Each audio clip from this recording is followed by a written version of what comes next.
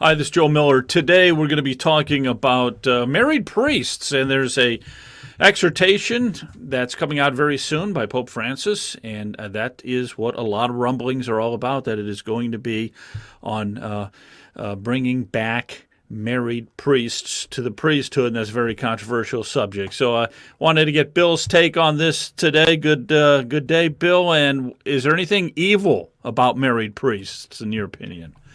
No, it's not. There's nothing evil about married priests. We've had them in the early days of the church. It is problematic at best. One of the things I think all of us have to ask is, why did we go down that road of priestly celibacy in the first place?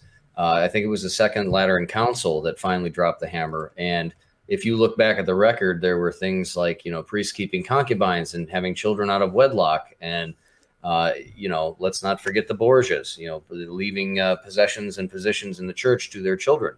So that's the first problem. Second problem is, I think St. Paul had it right the first time, that a married priest is a man of a divided mind. Let's get to some of the, and there's a spiritual aspect, I think, to this too, because Jesus was celibate, obviously. St. Paul probably was. He wrote a letter about it as well. So there's some very strong spiritual aspects about this. St. Bridget had in her diary that basically if a pope were to bring this back, that would be damnation for that pope. So there seems to be this spiritual problem. I think it has to do solely with the fact that the shepherd is going to be divided.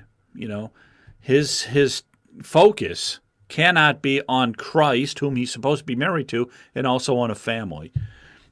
And I think that brings up a lot of practical problems too, wouldn't it?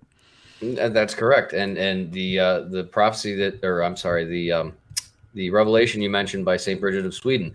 Full disclaimer: it's private revelation. I choose to believe it. But Our Lady says quite clearly to Saint Bridget that had Pope Leo I granted such license to priests of his time, he would have lost his eternal salvation. So clearly, heaven has an issue with this. And as you said, St. Paul was unmarried and stayed that way, 1 Corinthians chapter 7. And he was the one that put forth that a man who is on fire for the Lord is worried about how he may please the Lord. A man who is on fire for his wife is worried about how he may please his wife. Right, I got you there.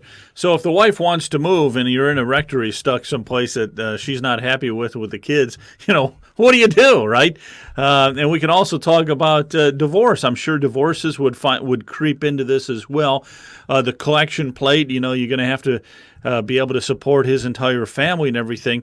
But I think, to me, again, I think it goes back. Maybe you have some other practical examples, but it really goes back, man, so much.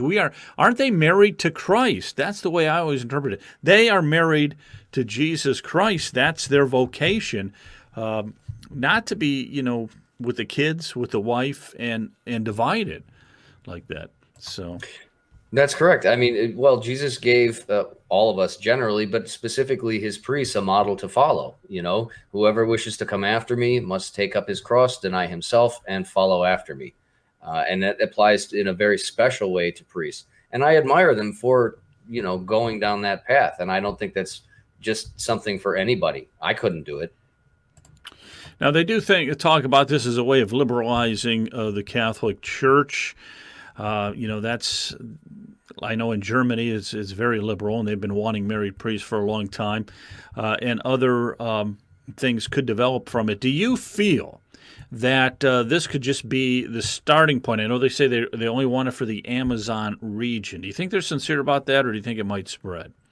No, I absolutely think it'll spread, and we have historical precedent for it. And if you look at communion in the hand, it started as an indult granted by Pope Paul VI to a very small amount of Northern European countries. And by the end of the 70s, roundabouts, it had spread everywhere. So that nowadays, even your average Catholic in America thinks that it's the norm. That's not what it was supposed to be. So yes, there's absolutely precedent because, when they frame it with the Amazon in terms of it's just for them, just because of the specific crisis, no, it won't stay that way. Right, I got you. Yeah, well, that's the way I look at it too. And so some people are thinking there might be a devious plot behind all this. I guess we'll just have to wait and see. The exhortation should be coming out very soon, and when it does, I guess we'll know for sure. Hey, I want to thank you, Bill, for being a part of the show tonight, and God bless everybody. We'll see you soon.